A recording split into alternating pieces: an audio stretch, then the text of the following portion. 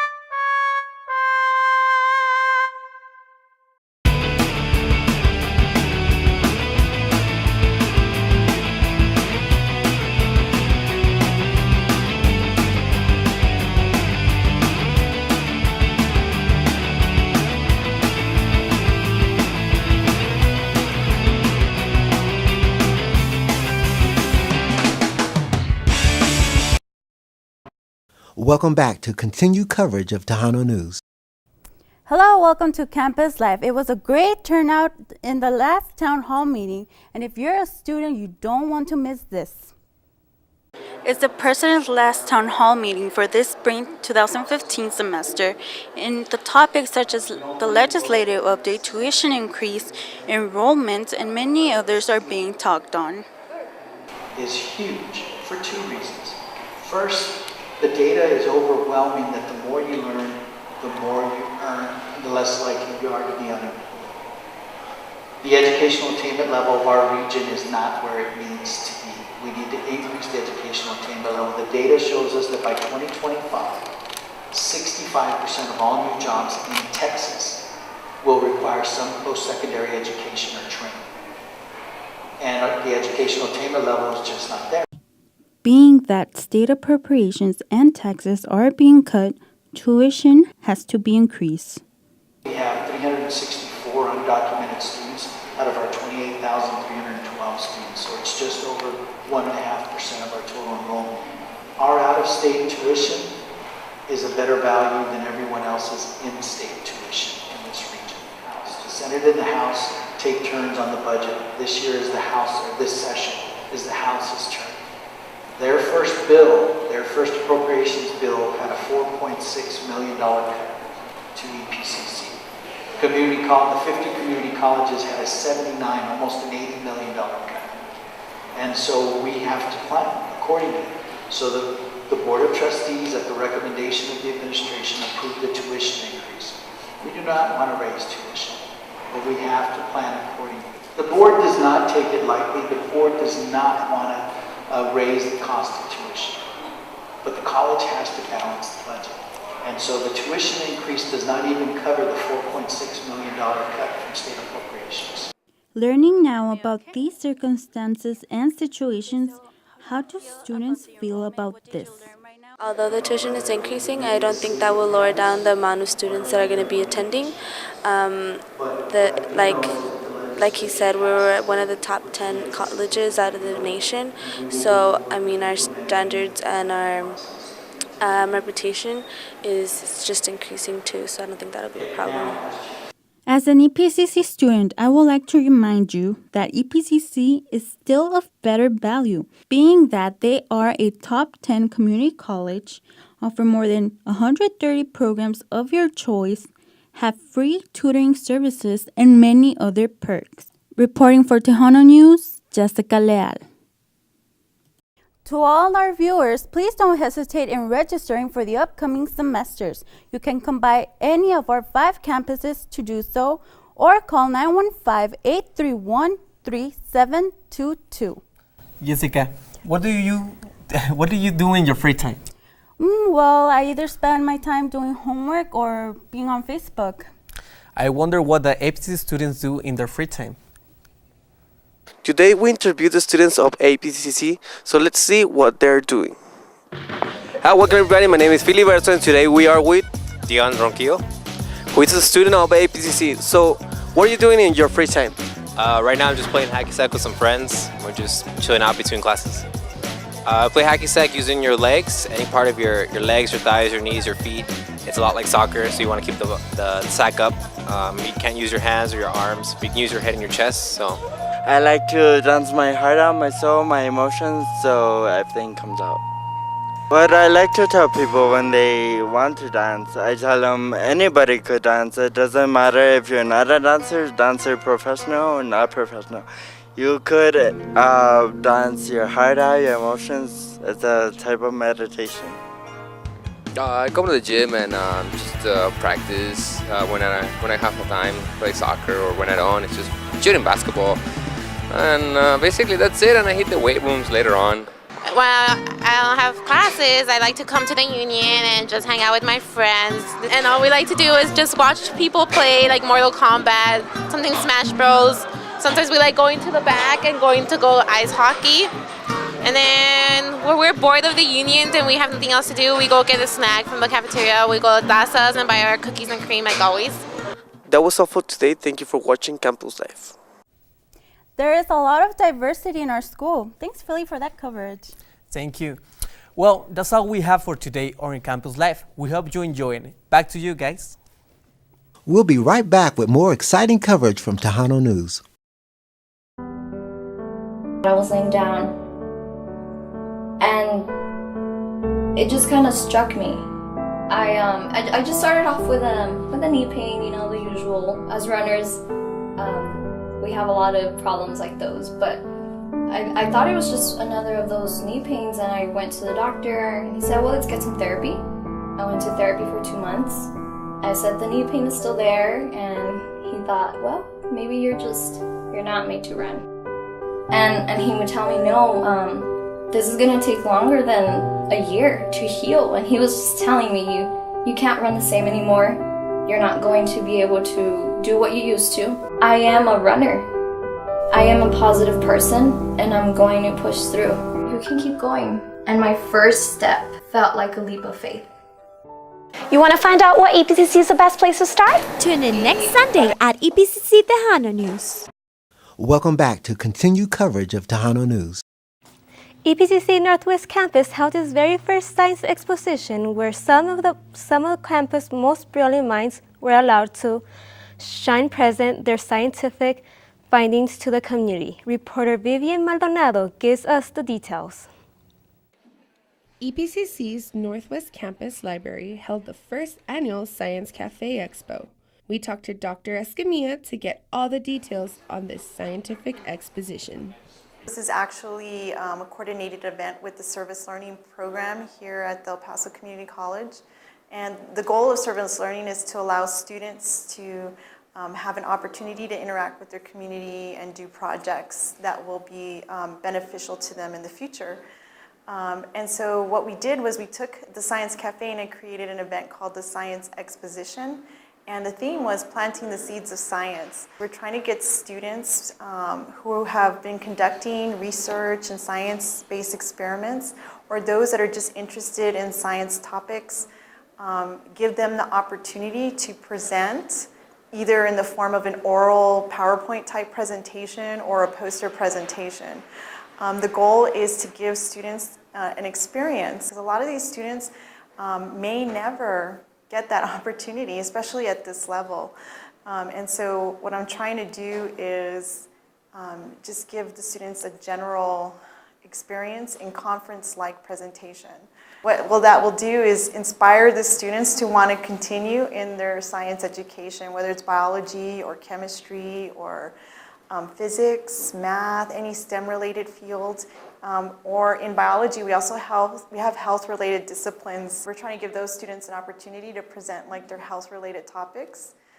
Chances are all of these students are going to have to present at one time in their career. That's why we have all the knowledge that we do in these fields, is because scientists discovered something and then presented it either in the form of a written article or through oral presentations at conferences.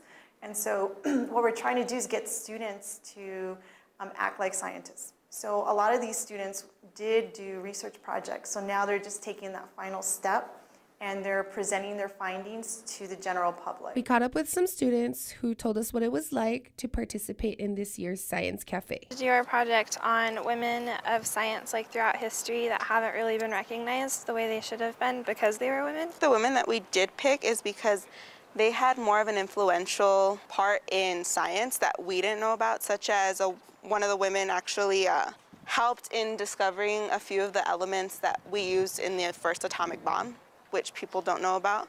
Another woman was actually doing research that two men ended up taking advantage of and saying they were the ones who discovered it, when she's the one that worked with radioactivity and ended up dying because of it, and they got the Nobel Prize for it. Like, my favorite one is Rosalind Franklin because she was actually really influential in discovering the structure of DNA. And I'm a huge science nerd and I know all about Watson and Crick, but I'd never heard of Rosalind Franklin. And I think that the reason for that is mostly just because she's a woman and she didn't really get the recognition that she deserved. Bringing you the coverage that matters to you. This is Vivian Maldonado reporting for Tejano News, EPCC. Thank you, Vivian, for bringing us the informative report. I can't wait to see what kind of discoveries are in store for these future scientists. This semester, our reporter Leslie visited various classes that continuing education program offers, and every week she brought us information in a different class. This week will be no exception, as she takes us to the cake decorating class. Sandra Hernandez is a former student from the Culinary Arts and Pastry program at El Paso Community College, and today we're at her intermediate cake decorating class. Sandra Hernandez graduated from El Paso Community College with an associate's in Culinary Arts and Pastry. She says that being a student at EPCC has been one of the best experiences in her life. It was so good. I have a good instructors, classmate. Is so amazing. She is no longer a student, but she gets to teach others what once was taught to her. And here they opened the doors for me to be an instructor. Before I never thought about teaching, and now I'm here teaching in the community college. Students appreciate having Miss Sandra as an instructor. She's amazing.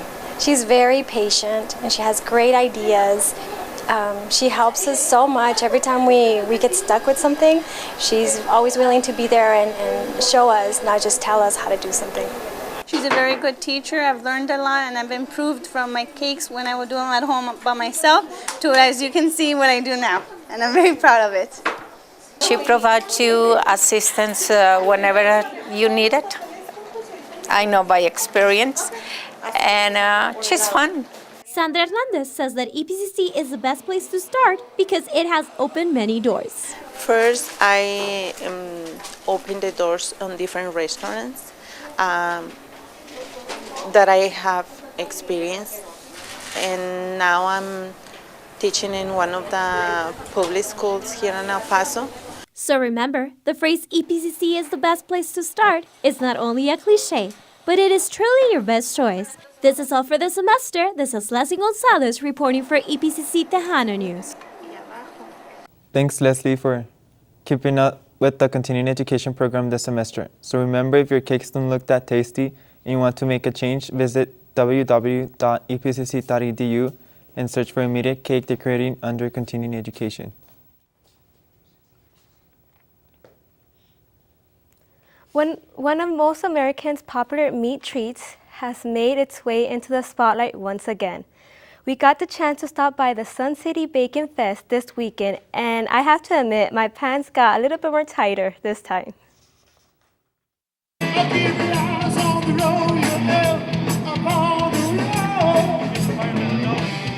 Southwest University and Casa Nissan teamed up to bring El Paso its very first Bacon Fest. The bacon-themed event took place in the Union Plaza district of downtown El Paso. The event featured food trucks and vendors from around the region serving up all things bacon for all of you bacon fanatics out there.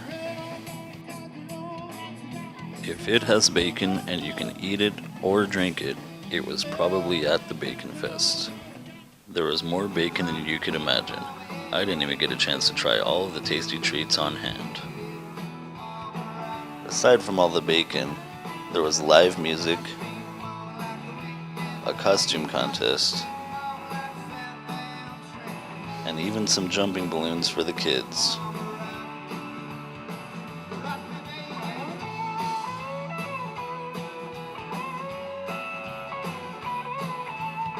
This is the first time an event like this has taken place in El Paso, but we sure hope it's not the last.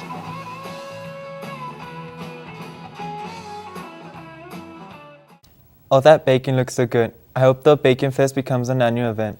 I just hope you don't tell my personal trainer. EPCC Diversity Program is looking for volunteers that are needed for events year-round. Reporter Ron Turner gives us the details.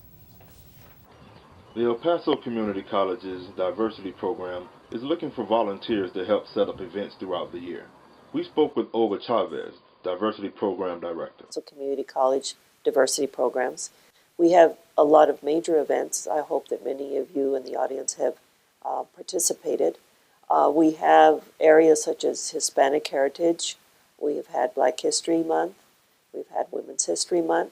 And then we've had a variety of speakers who have come to talk to the college on various topics. And so we are trying to promote volunteerism in our particular area. And as you know, help is needed when you do that.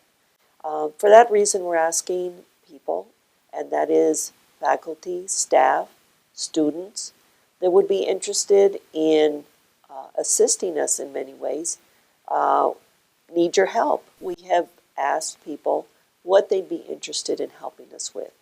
Some of them have been interested in helping in decorations, or helping in registration, or helping in if you will, clerical or computer work.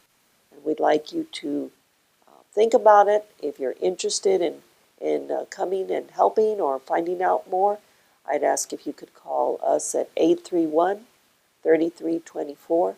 That's 831-3324 or 831-6580.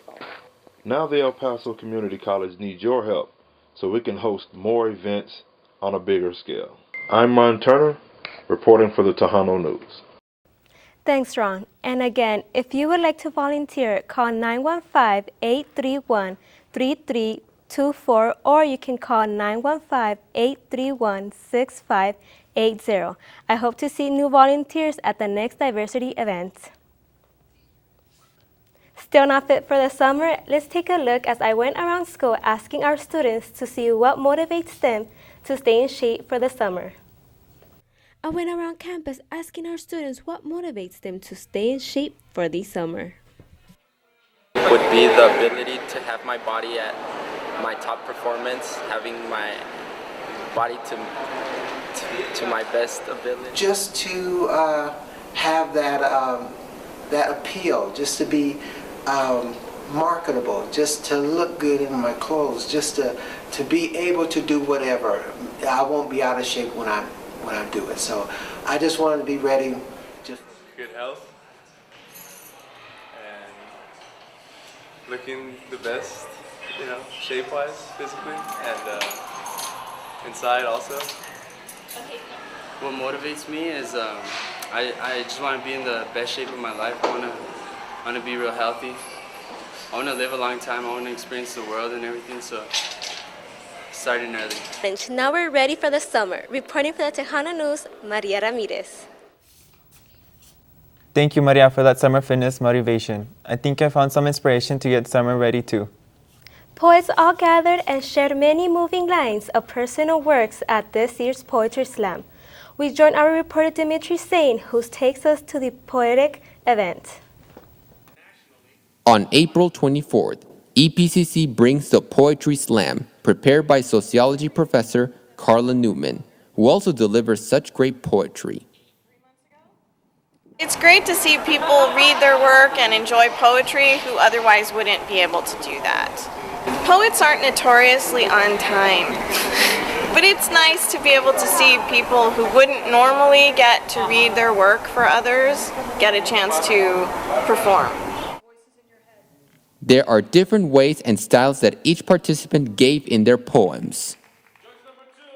It's not just my students, it's open to any community college students, and they can actually just be taking non-credit courses and they're still eligible to compete. Well, it's a great opportunity for students to read their work and share their poetry with people who wouldn't normally get to hear it, and it's a good event because it's not too big, it's not too threatening, and so even students that are a little shy can still share what they're thinking and feeling.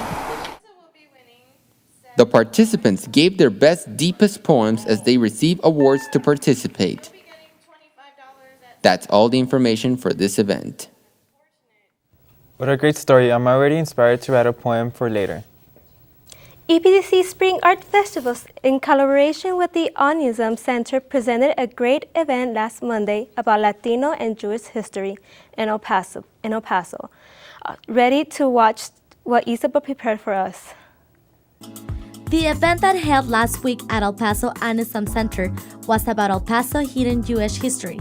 Ms. Carrizal Dukes has more details for us. So the event started with some music by a member of the Jewish congregation. And then I gave a short little introduction about how we all came together. And then my students, who are members of Soul Voices Student Club at EPCC, they performed monologues that I wrote that are based on real people in El Paso who are Mexican, Jewish, and native El Pasoans. Imagine being Catholic all your life and then all of a sudden you learn that your ancestors were Jewish. And so this stems back to the Spanish Inquisition in about the 1400s when Jews were being prosecuted for their beliefs.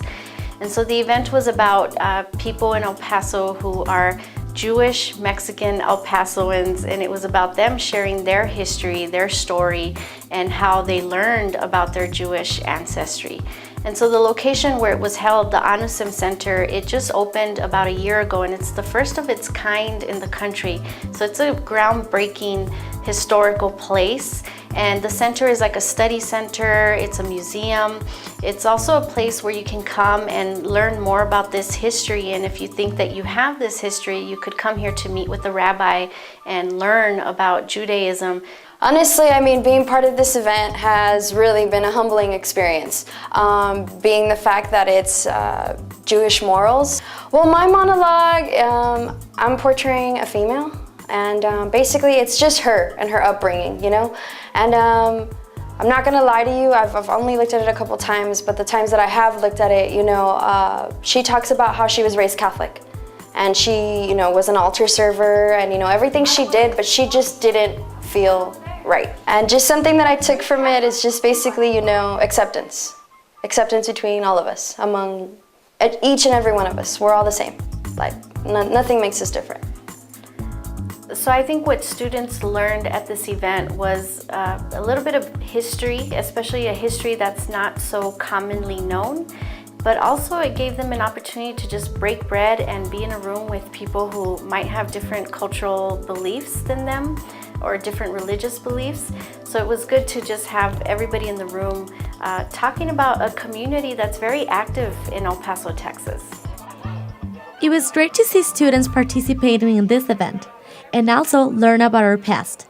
Reporting for Tejano News, Isabel Pizarro. Thanks for your report, Isabel. It's great to learn more about different local cultures. Hey Maria, let me tell you how last time my friend showed me a picture of an elephant that had 8 legs. What? Elephants have 4 legs. It was an optical illusion. April went around the campus showing this picture to the students. And there were some crazy answers. Let's take a look. Hey there, welcome back. Now let's see how many students can figure out this optical illusion. How many legs do you see in the elephant? Oh, 5.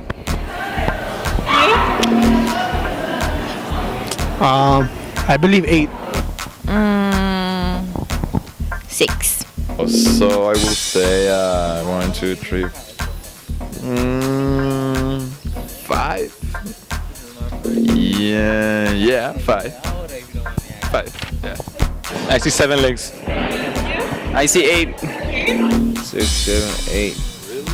Well, wait. It looks like it has 10 legs. 1, 2, 3, 4, 5 legs. 5? I don't know. I can't really tell. It's 5, I think.